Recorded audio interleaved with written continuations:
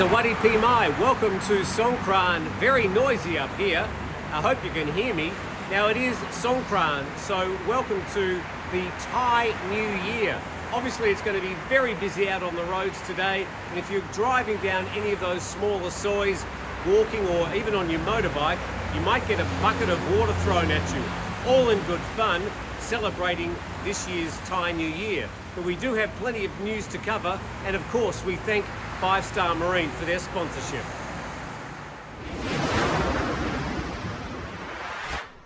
Yes, it is Songkran for 2023, and Sawadee Pimai to all my Thai friends. Hopefully they enjoy their celebrations with family and friends, and enjoy their few days away from work as they get together. Let's start off with a bit of Songkran news today. This is from Coconuts, Bangkok. Hundreds get probation for driving drunk before Songkran even begins, also known as drink driving in some countries, but didn't take long. The celebrations officially start today, but some people got started yesterday, it seems. And so the story says that more than 300 people were given probation yesterday in the run-up to the Thai New Year, when vehicular recklessness and road deaths run high, and sadly that's the truth. And the majority of the orders, 77% of them, were for drunk driving. Other cases include driving under other influences. Well, that's particularly worrying. I mean, I think if you're out on the roads, the least you can do for yourself and for the people around you is not have any drugs in your system at all. Reckless driving and speeding. The provinces with the highest cases, this was from yesterday, were Bangkok with 37, Nonthaburi with 32, and Chiang Rai with 26 cases. The probation department spokesperson emphasised that rehab measures for drunk drivers would prevent accidents from happening. The probation department said it would assess offenders and send them to a hospital under the Health Ministry for treatment in an intense 3-day rehabilitation program. So I think there's a few problems with that. I think one is that they're treating drunk driving as some sort of illness, and in many cases it could be just the people had a big night out before. And the other thing is that, of course, it's not preventative, it's reactionary to after the problems actually happened. And education, I think, before all these things happen, is probably a much better use of resources.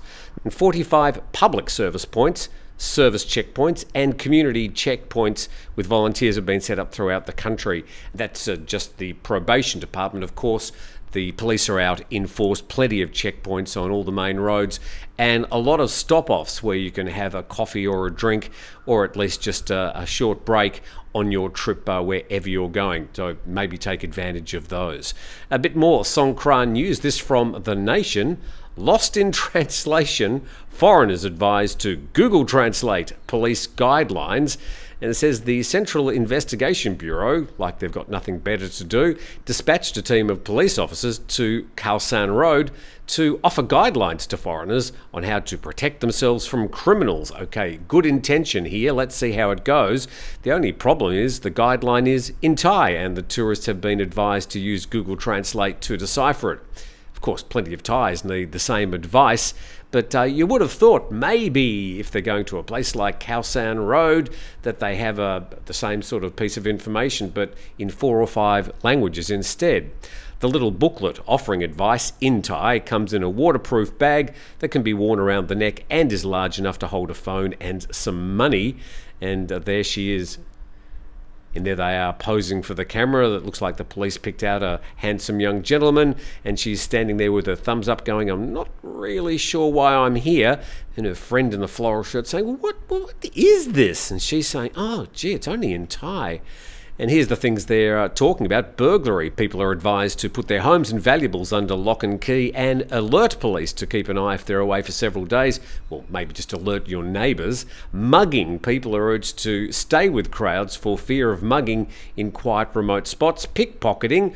And this certainly is a problem during Songkran each year. Revellers are warned to avoid carrying valuables or hoisting them in the front. I think that sort of means bring them round to the front to stop thieves from cutting them open. Car theft, partygoers warned not to park their vehicles in remote spots. And molesting, people are warned to protect themselves from sexual assault while having fun at the water party. Well, generally, good advice. Let's try and make Songkran as safe as we can for everybody this year. Now, you may want to order some coffee or some drinks online, but hang on. Thai PBS World is saying that party drugs disguised as drinks and coffee packs for sale on TikTok.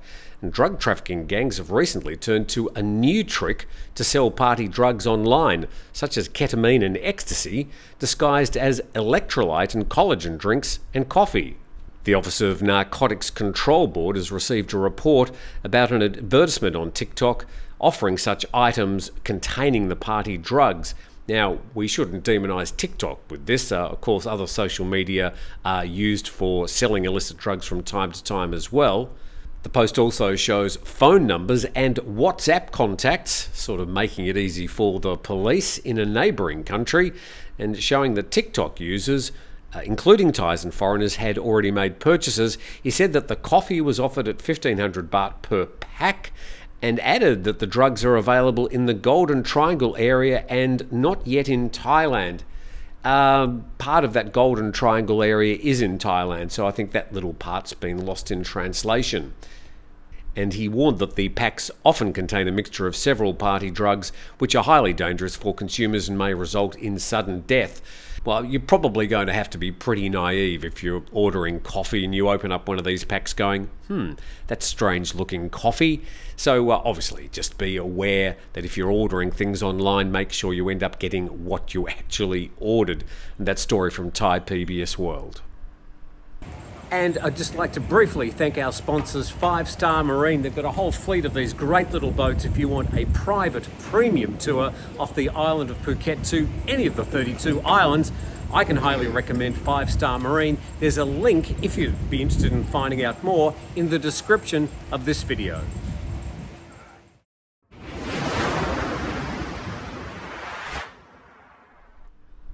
A lot of people out and about for Songkran 2023. This man, though, has had his trip curtailed.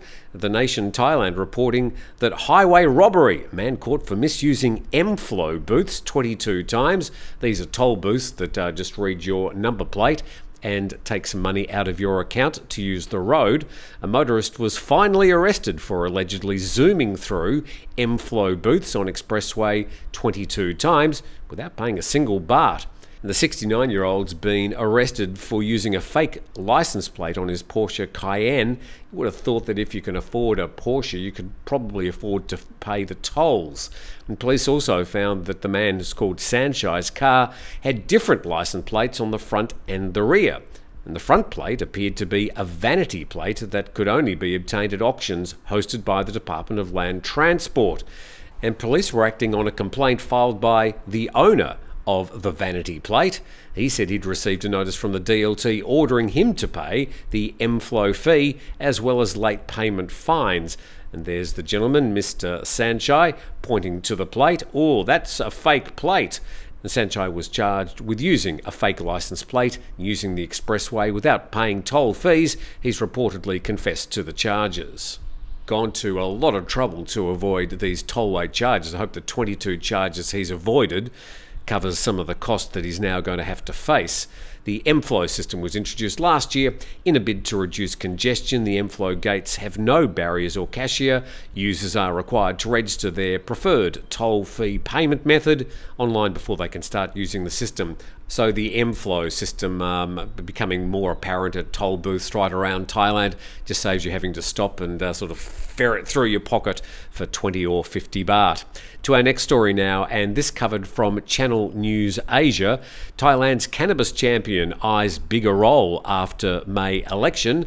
A feature story about Anutin Charnvirakul, who's a bit of a favourite in Singapore. I've seen him interviewed a few times by Singaporean media. Not sure why they like him so much. I think maybe because he can speak a bit better English than some of the other Thai leaders.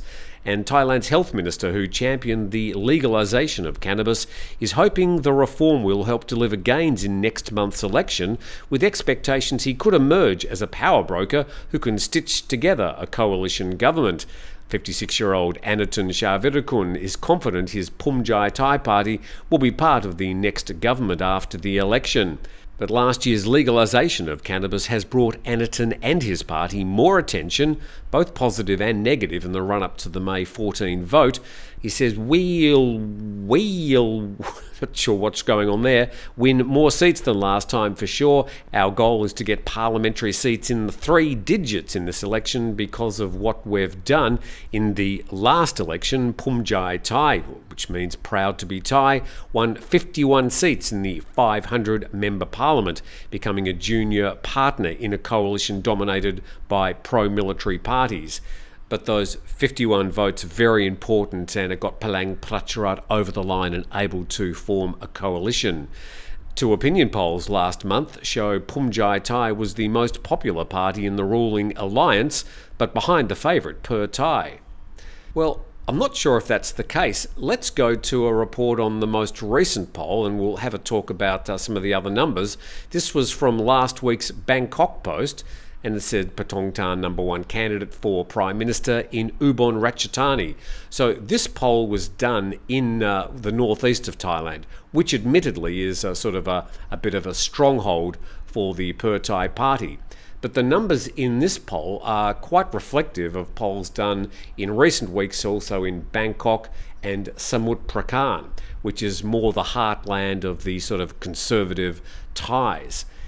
So yes, this NIDA poll conducted in Ubon Ratchathani, and it shows the preferred Prime Minister up the top there, Pattongtarn, the daughter of Thaksin, the youngest daughter of Thaksin Shinawatra, and 8 months pregnant at this time, with an astonishing 45% of the vote. Okay, as I said, it's a real heartland for Pheu Thai up there. But right down there, 1.5% support for Anutin Charnvirakul as the Prime Minister. And this is their choice for constituency MPs. And Pheu Thai, wow, 62%. Pumjai Thai at only 3.36%. And then a vote in the party list system, 61% for Pheu Thai, only, well, nearly 3% there for Pumjai Thai. So I'm not really sure what the polls they're referring to from Channel News Asia. I haven't seen any polls showing that Pumjai Thai or Anutin Charnvirakul really have any hope of being part of the next government. Of course, the polls can be wrong, and we're still weeks away, and many things can happen. And I'm pretty sure that Anutin Charnvirakul will do better than the polls indicate. Whether he's going to do better than the last election or get his MPs into the 3 figures is a totally different matter. Let's check our next story now, also from Channel News Asia. Thailand's China-built high-speed rail on track but delayed. The story says that Thailand's oldest railway station, this is obviously at Nakhon Ratchasima, which is about a 3-hour drive northeast of Bangkok, is facing demolition as the kingdom presses ahead with a long-delayed Chinese-backed high-speed line that's caused unease about lost heritage and closer ties to Beijing.